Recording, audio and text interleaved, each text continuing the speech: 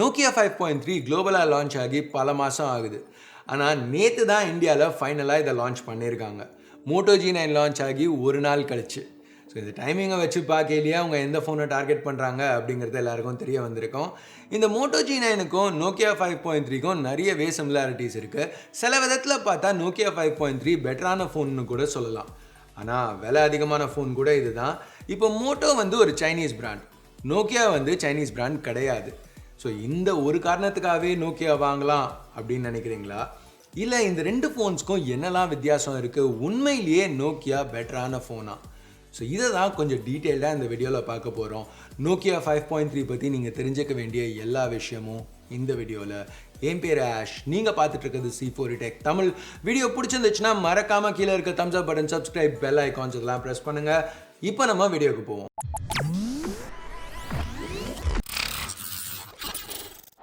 முதல்ல சிப்லேருந்து ஆரம்பிப்போம். Nokia 5.3ல Snapdragon 665 chip கொடுத்துருக்காங்க.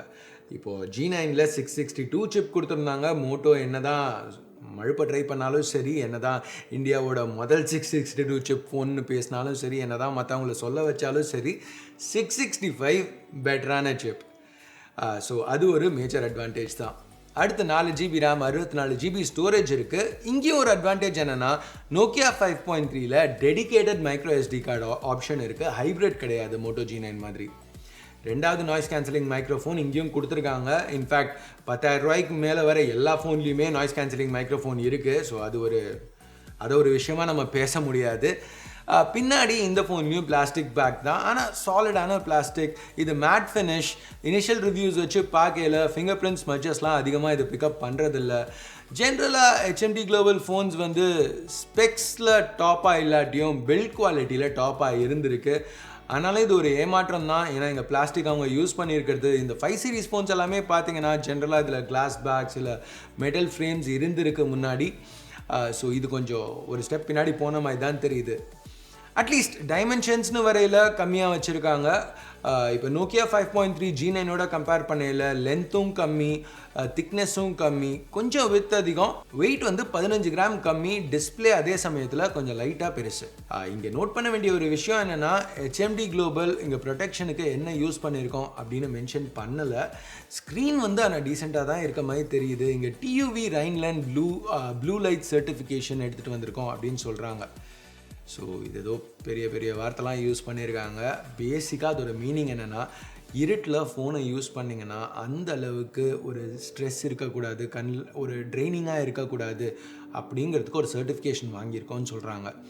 இது வாயில் வடை சுடுறாங்களா இல்லை உண்மையிலேயே இது யூஸ்ஃபுல்லாக இருக்குமாங்கிறது ஃபோன் கையில் கிடச்சி டெஸ்ட் பண்ணதுக்கப்புறம் தான் தெரியும். ஸோ இந்த ஃபோனை நான் வாங்க போகிறேன். நான் வாங்கினதுக்கப்புறம் கண்டிப்பாக இன்னும் டீட்டெயில்டான வீடியோஸில் இதெல்லாம் டெஸ்ட் பண்ணி பார்த்து ஃபுல் ரிவ்யூவில் நான் இதை பற்றி உங்களுக்கு சொல்கிறேன். இப்போ மற்றபடி டிஸ்பிளே அப்படின்னு பார்த்தா 6.55 inch IPS panel. Initial reviews வச்சு பார்க்கல டீசெண்டாக இருக்க மாதிரி தான் தெரியுது. பட் ஏற்கனவே சொன்ன மாதிரி இதுலேயும் ஒரு ஸ்டெப் பேக்வேர்ட்ஸ் இருக்குது. இப்போ ரெசல்யூஷன் இங்கே கம்மி பண்ணியிருக்காங்க. இது HD+ தான். கைஸ், இப்போ ஒரு ஜென்ரேஷனுக்கும் நம்ம முன்னாடி போகணும், பின்னாடி வரக்கூடாது. ஒரு நிமிஷம் இதை பற்றி யோசிச்சு பாருங்களேன். நோக்கியா 5.1ல் full HD display, 6000 series aluminium frame, aluminium back, Gorilla class front. Nokia 5.1 ப்ளஸில் டிஸ்பிளே போச்சு, HD+ தான், ஃப்ரேம் போச்சு, பிளாஸ்டிக் ஃப்ரேம் தான், ஆனால் atleast gorilla class front and பேக்கில் கொடுத்தாங்க. இப்போ நோக்கியா 5.3ல் ஸ்க்ரீன் ரெசல்யூஷன் காலி, HD+, ஃப்ரேம் காலி, பிளாஸ்டிக், முன்னாடியும் பிளாஸ்டிக், பின்னாடியும் பிளாஸ்டிக். முன்னாடி என்ன ப்ரொடெக்ஷன் யூஸ் பண்ணியிருக்கோன்னு சொல்லலை. எல்லாமே நம்ம பின்னாடி போய்கிட்டே இருக்கோம் ஒரு ஃபோன் லான்ச்லேயும். எனிவே, பின்னாடி பற்றி பேசையில் பேக்கில் என்ன கொடுத்துருக்காங்க அப்படிங்கிறத பற்றி பார்ப்போம். கேமராஸ் நோக்கியா 5.3ல 4 கேமரா கொடுத்துருக்காங்க. எப்போவுமே மாதிரி எல்லா பிராண்ட்ஸ் மாதிரியுமே 2 கேமரா வந்து நாங்கள் எக்ஸ்ட்ரா கேமராஸ் கொடுத்துருக்கோம் அப்படின்னு கணக்கு காமிக்கிறதுக்காக தான் கொடுத்துருக்காங்க. Depp sensor, macro, 2 mega pixels. இங்கே எந்த பிராண்டாக இருந்தாலும் சரி, சாம்சங்காக இருந்தாலும் சரி, ஷாமியாக இருந்தாலும் சரி, ரியல்மியாக இருந்தாலும் சரி, மோட்டோ, ஓப்போ, விவோ, எந்த பிராண்டாக இருந்தாலும் சரி, அந்த மேக்ரோ சென்சர், அந்த டெப் சென்சர், இது ரெண்டுமே நாங்கள் ட்ரிபிள் கேமரா ஃபோன் விடுறோம், நாங்கள் குவாட் கேமரா ஃபோன் விடுறோம், பென்ட கேமரா, ஹெக்ஸ கேமரா, ஏதோ ஓவரால் சென்சர் கணக்கு காமிக்கிறதுக்காக தான் எடுத்துகிட்டு வராங்க. ஏன்னா இதே பிராண்ட்ஸ் அவங்களுக்கு தேவை இருக்கையில் மேக்ரோ சென்சர் இல்லாமல் ஒரு ஃபோனை விட்டுட்டு வைட் ஆங்கிள் கேமரா வச்சே நாங்கள் மேக்ரோ எடுக்கிறோம் அப்படின்னு சொல்கிறாங்க. ஆக்சுவலாக அந்த ரிசல்ட்ஸ் ரொம்பவே நல்லா இருக்குது. இது மட்டும் இல்லாமல் திடீர்னு டெப்த் சென்சர் இல்லாமல் ஒரு ஃபோன் லான்ச் பண்ணுவாங்க. அதில் நாங்கள் சாஃப்ட்வேர் ப்ராசஸிங் வச்சே நாங்கள் டெப்த் இன்ஃபர்மேஷன் எடுத்துகிட்டு வரோம்னு சொல்லுவாங்க. அதுலேயும் வந்து போர்ட்ரேட் மோட் நல்லா தான் வருது. ஸோ இந்த 2 சென்சர்ஸும் பெருசாக யூஸ்ஃபுல்லாக இல்லை. ஸோ இப்போ நம்ம யூஸ்ஃபுல்லாக இருக்க 2 சென்சர்ஸ் பற்றி பார்ப்போம். இங்கே ப்ரைமரி என்னன்னு சொல்லிட்டு HMD Global மென்ஷன் பண்ணல. இது ஒரு 13 மெகா பிக்சல் கேமரா f1.8 லென்ஸோட கொடுத்துருக்காங்க. இது எப்படி பெர்ஃபார்ம் பண்ண போகுதுங்கிறது இந்த ஃபோனோட சக்ஸஸ்க்கு ரொம்பவே முக்கியம். இங்கே நோட் பண்ண வேண்டிய ஒரு விஷயம் என்னென்னா, இதில் 4K வீடியோ சப்போர்ட் இருக்குது. மோட்டோ G9ல் கிடையாது. இந்த செக்மெண்ட்டில் இன்ஃபேக்ட் நிறைய ஃபோன்ஸில் கிடையாது. அடுத்து ultra wide camera 118 degree field of வியூவோடு எடுத்துகிட்டு வந்திருக்காங்க. ஆனால் இதோட ரெசல்யூஷன் வெறும் 5 மெகா பிக்சல்ஸ் தான். 5 மெகா பிக்சல்ஸுங்கிறது கேட்குறதுக்கு கம்மியாக படுது. ஜென்ரலாக வெறும் மெகா பிக்சல்ஸை வச்சு நம்ம எல்லாமே முடிவு பண்ணிட முடியாது. பட் திருப்பியும் இனிஷியல் இம்ப்ரெஷன்ஸ், இனிஷியல் ரிவ்யூஸை வச்சு பார்க்கையில் இதில் கொஞ்சம் சாஃப்ட்வேர் பெருசாக சொல்லிக்கிற மாதிரி இல்லாத மாதிரி தான் தெரியுது. இந்த கேமராவோட ப்ராசஸிங் அந்தளவுக்கு இல்லாத மாதிரி தான் கேள்விப்படுறேன். சாஃப்ட்வேர் பற்றி பேசையில் 5.3ல் சாஃப்ட்வேர் ஒரு மேஜர் பாசிட்டிவ் ஆக்சுவலாக. ஏன்னா இது இன்னும் Android 1 ப்ரோக்ராமில் இருக்குது. ஜென்ரலாக HMD Globalோட ஒரு மேஜர் அட்வான்டேஜ் சாஃப்ட்வேர். நோக்கியா ஃபோன்ஸோட இன்டர்ஃபேஸ் அப்சல்யூட்டாக ஸ்டாக் ஆண்ட்ராய்டை தான் மெயின்டைன் பண்ணுறாங்க. அந்த கேமரா ஆப் தவிர ஜென்ரலாக எதையுமே அவங்க மாற்றுறதில்ல. ப்ரீலோடட் ஆப்ஸ்னு பார்த்தீங்கன்னா கிட்டத்தட்ட எதுவுமே கிடையாது.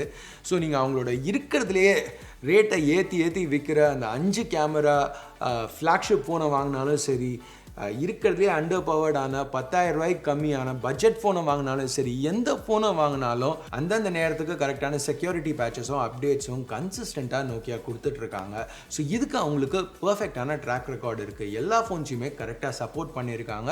இதே தான் நோக்கியா 5.3லையும் பண்ண போகிறோம் அப்படின்னு சொல்கிறாங்க. இப்போ இதுக்கு அப்படியே டைரக்ட் கான்ட்ராஸ்ட்டாக பார்த்தீங்கன்னா, லெனோவோட மோட்டரோலா இப்போ நாங்கள் அடுத்த ஒரு அப்டேட் இந்த ஃபோனுக்கு கொடுத்துருவோம் G9க்கு அப்படின்னு சொல்கிறாங்க. இதில் ஆட்ஸ் எதுவும் கிடையாது, இதுலேயும் ப்ளோட் பெருசாக கிடையாது. ஆனால் பழைய ட்ராக் ரெக்கார்டுன்னு பார்த்தீங்கன்னா, அதாவது இதுக்கு முன்னாடி வந்த ஃபோன்ஸ்னு பார்த்தீங்கன்னா செக்யூரிட்டி பேட்சஸும் சரி, அப்டேட்ஸும் சரி, யூசர்ஸ் வந்து திருப்பி கேட்டதுக்கப்புறம் தான் மோட்டோ கிட்டேருந்து வந்திருக்கு. அதுலேயும் பக்ஸ்லாம் சில நேரம் இருந்திருக்கு. லெனோவோவில் மோட்டோவில் சில நேரம் சில ஃபோன்ஸ்க்கு அப்டேட்ஸே கொடுக்காம கூட விட்டுருக்காங்க. ஸோ அது எப்போவுமே அதாவது லெனோவோ வாங்கினதுக்கப்புறம் மோட்டோக்கு அது ஒரு பெரிய நெகட்டிவாக தான் இருந்திருக்கு. அதுக்கு முன்னாடி கூகுள் கிட்ட இருக்கிற வரைக்கும் மோட்டோக்கு அது ஒரு மேஜர் பாசிட்டிவாக இருந்திருக்கு. எனிவே, கூகுள் பற்றி பேசையில் இந்த நோக்கியா 5.3ல் ஒரு டெடிகேட்டட் கூகுள் அசிஸ்டன்ட் கீ இருக்குது. பவர் கீயில் நோட்டிஃபிகேஷன் LED இன்னும் பில்டெனாக இருக்குது. ஸோ அது எனக்கு எப்போவுமே பிடிச்ச ஒரு விஷயம். ஸோ அது இன்னமும் இங்கே ரீட்டைன் பண்ணியிருக்காங்க. NFC சப்போர்ட் இங்கேயும் கொடுத்துருக்காங்க. ஹெட்ஃபோன் ஜாக் ரிமூவ் பண்ணல.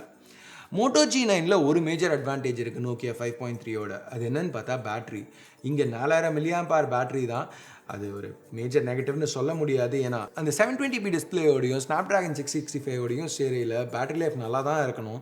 பட் என்னோட மோட்டோ G9 வீடியோ பார்த்தீங்கன்னா இந்த செக்மெண்ட்டில் வேறு என்ன காம்படிஷன் இருக்குங்கிறத பற்றி பேசியிருப்பேன். ஸோ அந்த வீடியோ நீங்கள் பார்க்கலன்னா பாருங்கள், கார்டு கொடுக்குறேன், கண்டிப்பாக செக் பண்ணி பாருங்கள். பார்க்குறதுக்கு வர்த்தான வீடியோ தான். ஸோ அதில் பார்த்தீங்கன்னா காம்படிஷன் ஃபோன்ஸ் எல்லாத்துலேயுமே 5000 mAh பேட்ரி இருக்குது. ஸோ எல்லா ஃபோன்ஸ்லேயும் இருக்கையில் இதில் ஒரு 1000 mAh கம்மியாக இருக்கிறது ஒரு சின்ன நெகட்டிவ் தான். பட் அது ஆக்சுவலாக மேஜரான நெகட்டிவ் கிடையாது.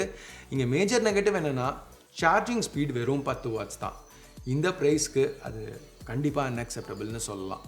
ஸோ எனிவே, இதுதான் நோக்கியா 5.3.